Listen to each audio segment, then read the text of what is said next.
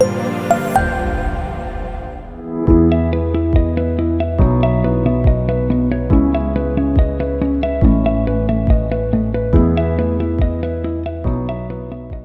welcome Meera Sangamitra to Queer 20, the cohort of 2021.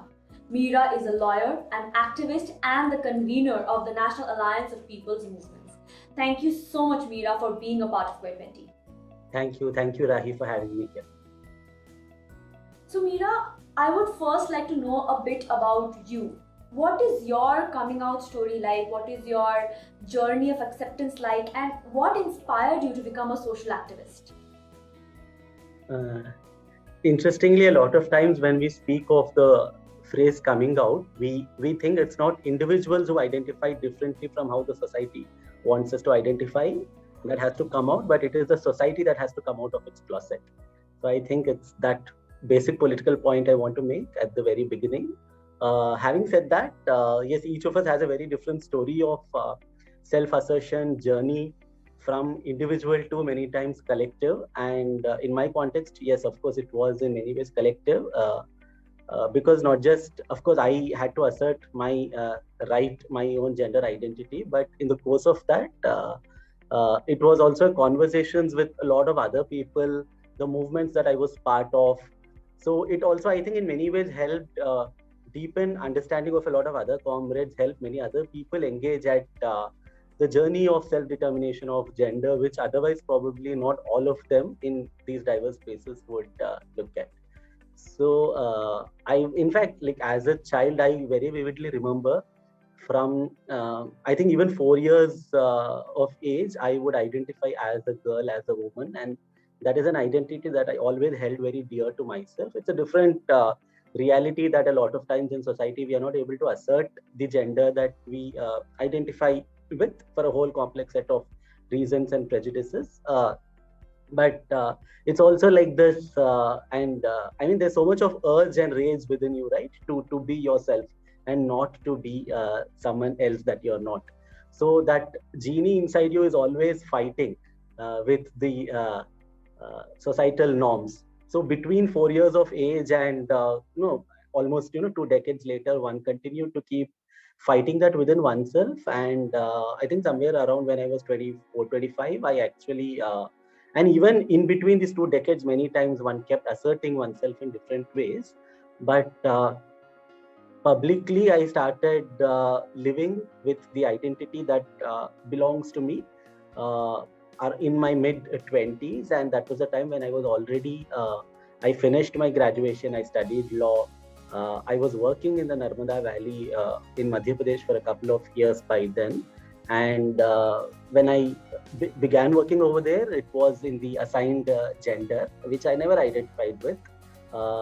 But midway, actually, I started asserting myself and declared that this is how I want to live. It was, of course, not a very easy journey, but it definitely also was a journey which many comrades within the Andolan, both villagers and middle class activists, tried to understand. They did take time. Some people, of course, were more supportive, more understanding, especially a lot of women from the villages were extremely supportive, understanding, compassionate. So I think their love really made it easy for my journey as well. But over time, comrades definitely did understand not just my assertion as an individual, but the politics behind this entire assertion, that it is also a struggle for justice, it is a struggle for self-identity and dignity and equality and human rights.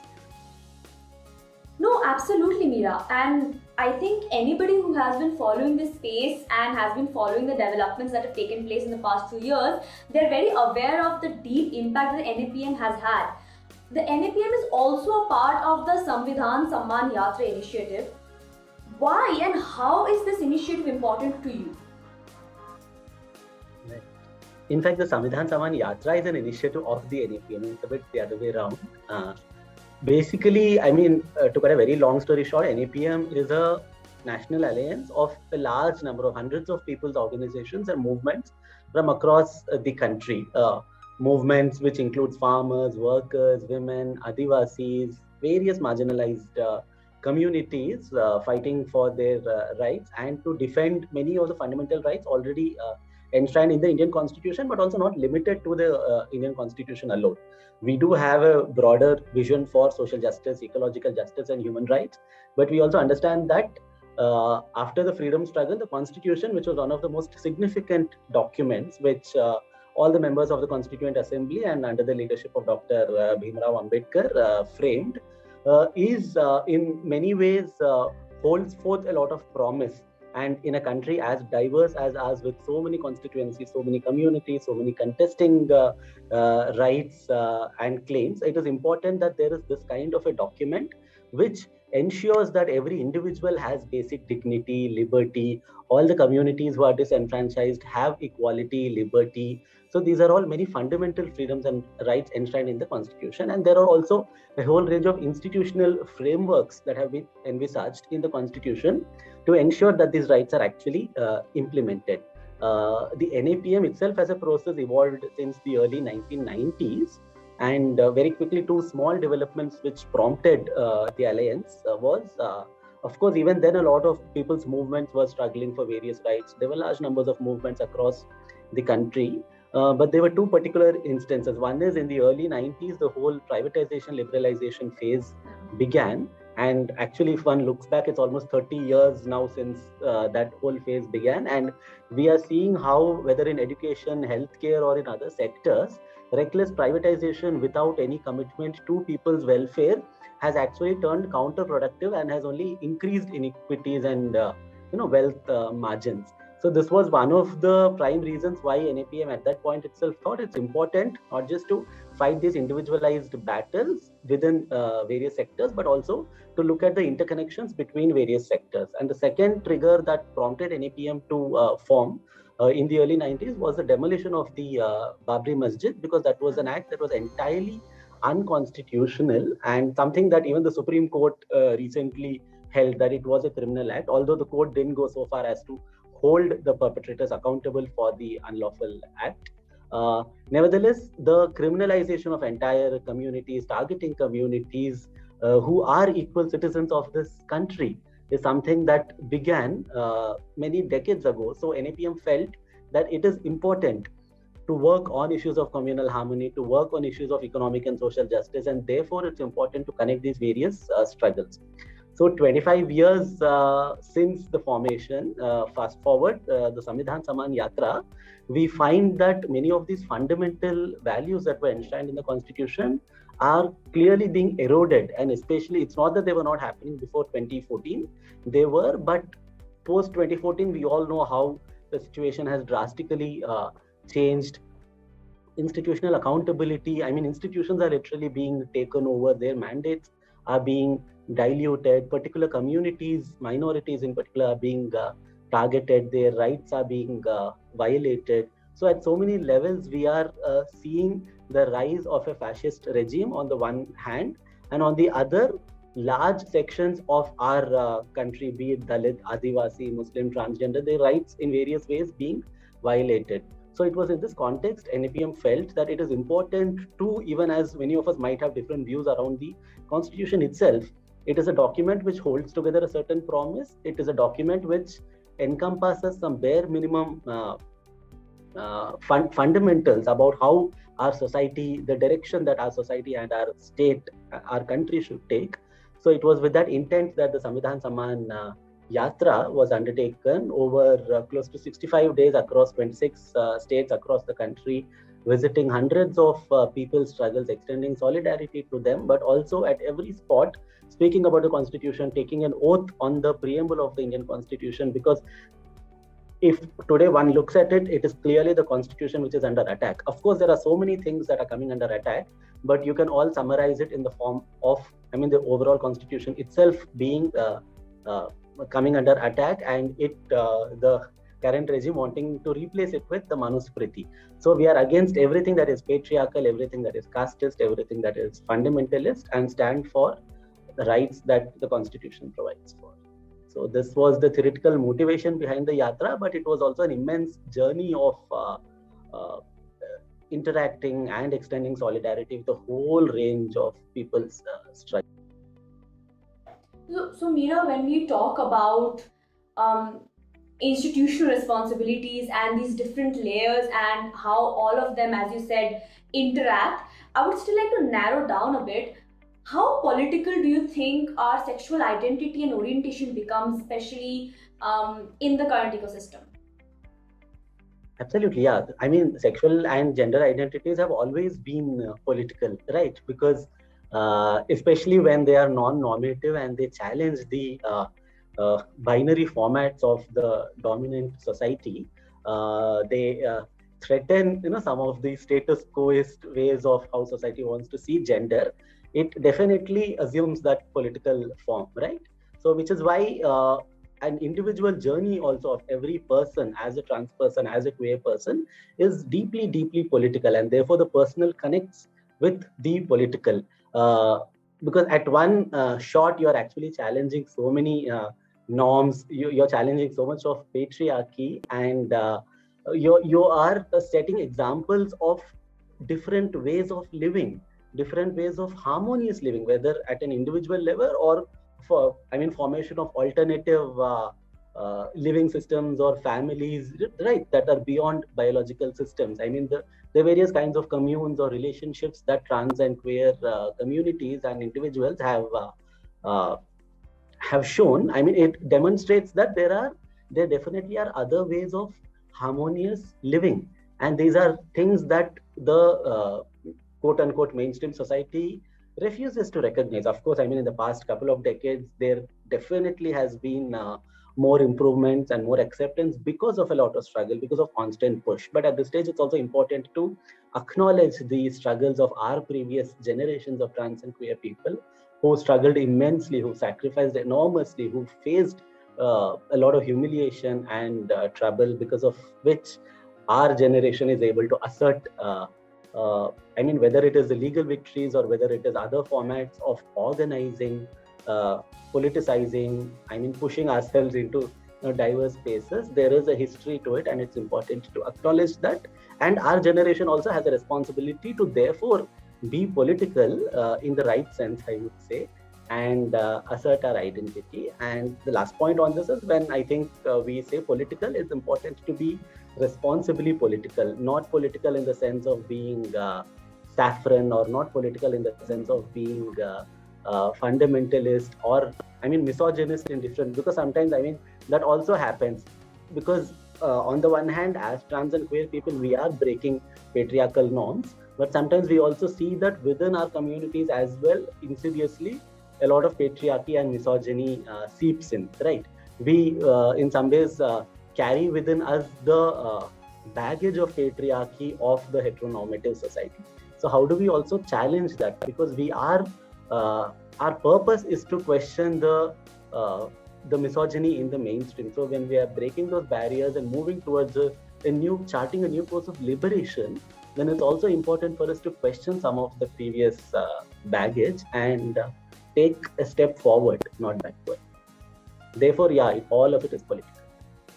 A lot of our struggle is also collective. So it's important to acknowledge the strength of collective ownership and collective participation within people's movements, whether it is the farmers' movements, which is, I think, one of the most classic examples we are seeing right now, to a lot of other movements like the trans and queer movement. So many times when individuals are profiled, yes, I mean, there is a certain interest to also understand uh, journeys of individuals, especially those kinds of journeys which are also political beyond being personal. But even in the context of those individual journeys, it is important to locate those journeys within collective struggles and solidarities. So even the trans movement, I mean, each of us actually owe it to that larger whole. Right now, also in Telangana, for instance, we've been working on a lot of our friends who've been putting in so much of effort, like Meera Jasmine and other Rachna and many others, to build livelihoods opportunity for transgender people who've been marginalized. We've just had 2 meetings with the commissioner, and they've started some jute skill training for trans. It's a very interesting small initiative, but this is something that they've all been putting so much of their effort into ना. तो ये होता है कि कई बार देखिए हम किसी भी भाषा के कारण या किसी और visibility के कारण, I think some of us get noticed more than a lot of others who are actually struggling in many other ways. So I think it's really important to acknowledge and make sure that those voices, those efforts are also And I think, Meera, as you're keeping on saying that there is no visibility and that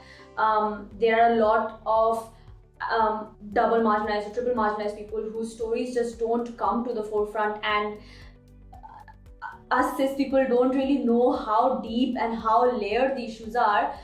What are some ways in which this silence around caste and queer spaces can be completely removed? Yeah, the first thing is to acknowledge that these dynamics exist, right? Because we are kind of used to, and we are since childhood a lot of times, I mean, we are told to either ignore or not just ignore. In fact, we are given a lot of there's a lot of I mean, unscientific and false, non-factual reasons that are provided. For instance, to say that I mean, Dalits are already over benefited, and that that they are being unfairly given advantages, etc., etc. So just to connect with my previous point, also there is, for instance, when there's so much of opposition to reservations, why isn't there as much reservation to the caste system? I mean, first, if you dismantle the caste system, then yes, there will be no need for reservations. But as long as oppressive structures like the caste system exist, how can one say no to I mean, an enabling measure like reservations or affirmative actions?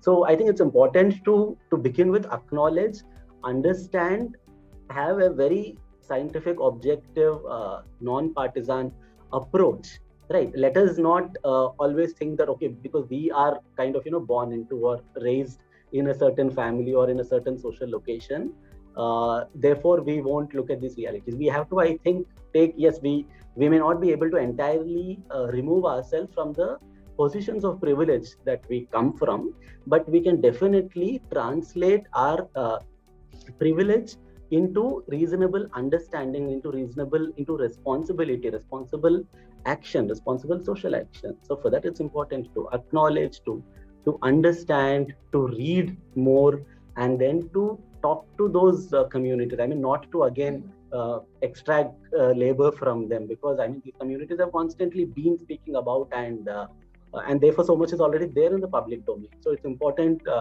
for those of us who are not marginalized on those angles to actually do our own research and understanding also. And yes, of course, I mean, there are a lot of people who will continue to help in terms of interaction and all, but we do our basic homework and then continue to have interactions with people from those locations, and be responsible allies and responsible comrades in this journey. So Meera, in this the fight that you're putting, the immense, it does require a sense of determination, a sense of strength. It does require this immense willpower and effort. So who are some people that you draw strength from? Yeah, of course. I mean, all of this work, it's not romantic many times. It is challenging and requires a lot of, because many of us are constantly swimming against the tide, right? So yes, it is. It requires a lot of energy, and not to lose hope. But yeah, I'll respond to this by also connecting to this question of hope. That's something that I often actually believe in and say, because क्योंकि कई बार जब हम as say middle class, quote unquote middle class activists or human rights practitioners, we think, or community people, we think of losing hope. I think it's important to look at the more marginalized people from various working class and oppressed backgrounds who actually don't have an alternative, right? I mean, they can just not say कि मुझे hope नहीं है, मैं बैठ जाऊंगी या बैठ जाऊंगा. उनको तो करना ही है, अगले दिन की रोटी कमाना ही है, अगले दिन का मजदूरी करना ही है, right? अगले दिन की लड़ाई लड़नी ही है. So I mean, when you look at these lives who are far more marginalized and still they pick up their, मतलब आज दिन भर मजदूरी या मेहनत करने के बाद उस दिन रात को, मतलब जिस मकान में है वो छत रहेगा कि नहीं, वो घर रहेगा या टूट जाएगा, अगले दिन का मजदूरी मिलेगा या नहीं, इस प्रकार का एक प्रिकेरियस कंडीशन में अभी भी बहुत सारे हमारे देश की जनता जी रही है. So I definitely do think that it would be a kind of privilege to lose hope, and those of us who are relatively a bit more privileged have that much of a greater responsibility to to not lose hope and continue to fight. And therefore, for me, I wouldn't say there's, yes, I mean, there are a whole range of people who continue to inspire us, and they're spread across all the movements, but it's many times those nameless, faceless people, that landless Dalit agricultural worker woman in that field, or that fisher woman, or that working class trans person who's fighting against state violence, so on and so forth, or the Adivasi in the forests who is, braving state repression and continuing to protect that forest from corporate assault. So these are all our inspirations and reason to continue. And I really do wish you all the best for efforts in the resistance, Meera. Thank you so much for being a part of Queer 20, the cohort of 2021. Thank you so much, Shahi. I'm not sure if I answered all your questions satisfactorily, but this is reality. Thank you.